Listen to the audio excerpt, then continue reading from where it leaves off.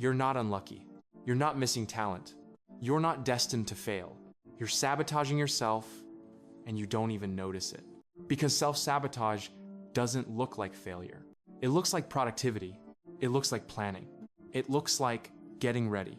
It looks like, I'll start tomorrow. And tomorrow feels harmless, right? Tomorrow feels responsible. Tomorrow feels like you're still in control.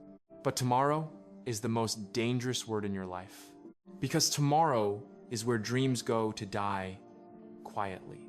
If you've ever said tomorrow, type me in the comments. No shame, just honesty. Because you can't fix what you refuse to see. Today I'll show you the hidden ways you destroy your own progress. And the simple system that stops you before you run. Part 1. What self-sabotage really is. Self-sabotage is simple. You want progress, but your actions protect comfort.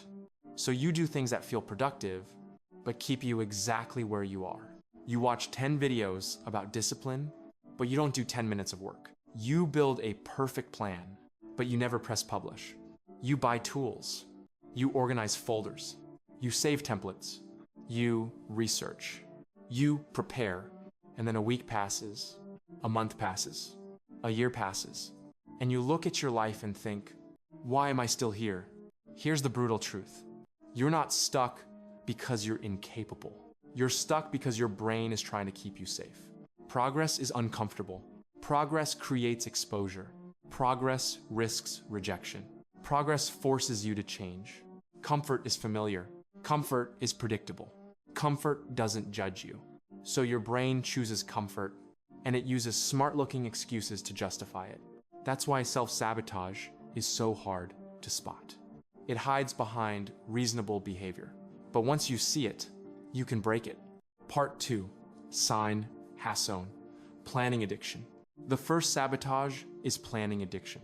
You confuse planning with progress because planning feels safe. When you plan, you feel in control. You feel smart. You feel like the kind of person who has their life together. Planning gives you the dopamine of progress without the risk of progress. Execution is different. Execution forces you to face reality. Maybe your first video won't be perfect. Maybe your first business idea won't work. Maybe your first attempt will look stupid. And that's scary. So you plan more. You watch another tutorial. You write another checklist. You improve the strategy. But deep down, you're not improving the strategy.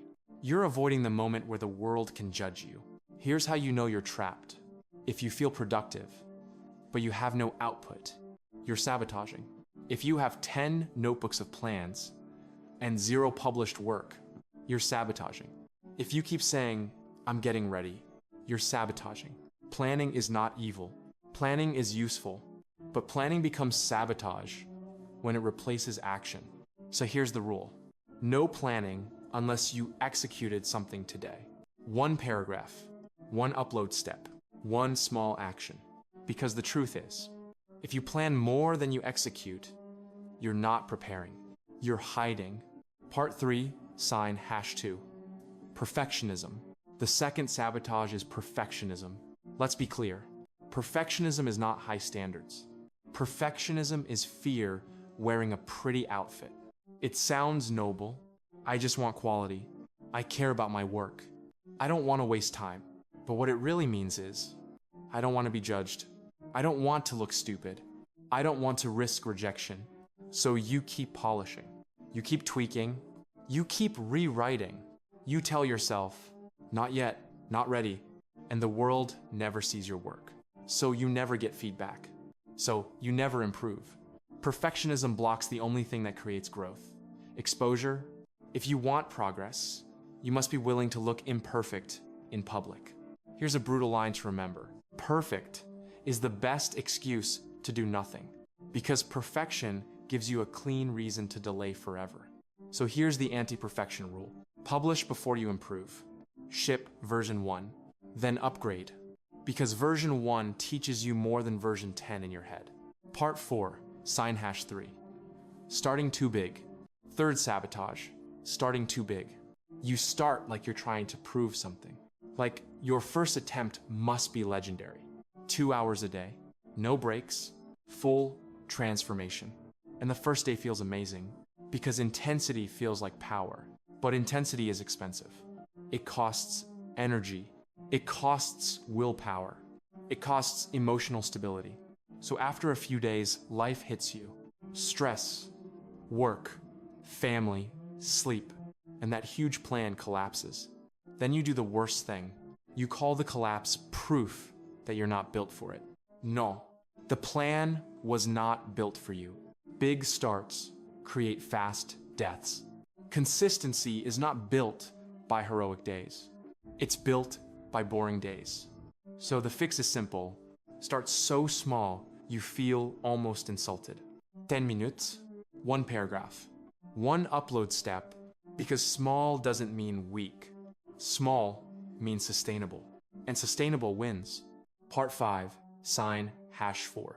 Dopamine replacement. For sabotage, dopamine replacement.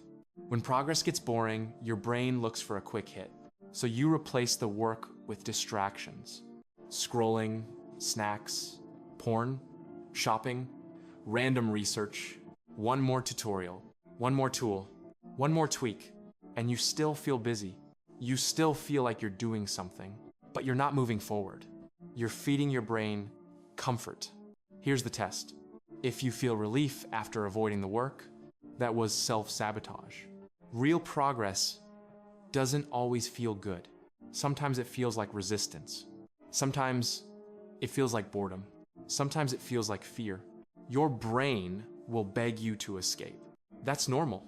The solution is not to fight your brain with anger. The solution is to lower the bar and start. 5 minutes. Just start. Because once you start, the brain calms down. The monster is always bigger before you begin. Part 6, sign #5. Identity conflict. 5th sabotage. Identity conflict. This one is deep. Sometimes you sabotage because success would force you to change. If you succeed, you can't pretend anymore. You can't hide anymore. You can't say, I could if I wanted. If you succeed, you must show up again tomorrow. You must be consistent.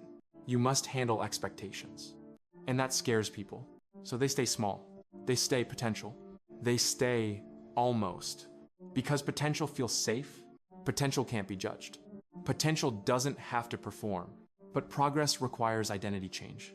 You must become the kind of person who does the work even when it's boring, even when nobody claps, even when you're not sure it will work. So ask yourself honestly, are you afraid of failing, or are you afraid of the responsibility that comes with winning? Part 7, the 3-step system to stop sabotage. Step 1, name it. You can't fix what you can't name. So when you feel the urge to quit, pause and label it. Planning addiction, perfectionism, starting too big, dopamine escape, identity fear. The moment you name it, you weaken it because it stops being you. It becomes a pattern, and patterns can be changed. Step 2, minimum action. Next, minimum action. Make the action so small you can't negotiate. Not finish the whole project. Just open the file. Write 1 paragraph. Record 1 minute. Do 10 minutes. The goal is not victory. The goal is motion. Motion breaks the spell. Step 3, anti-sabotage rule. 3rd, 1 anti-sabotage rule. Pick 1 rule that catches you. Examples. I publish before I improve. No new planning until I execute 10 minutes. When I want to quit, I do 5 minutes. I'm allowed to do it badly, but not allowed to skip. 1 rule, 1 anchor. That's how you rewire behavior. Self-sabotage is not your personality. It's a habit, and habits can be rewritten. You don't need more motivation. You need a system that catches you when you try to run. So next time you feel the urge to delay, to polish, to escape, pause, name it. Do the minimum action, follow the rule, and watch what happens after a week.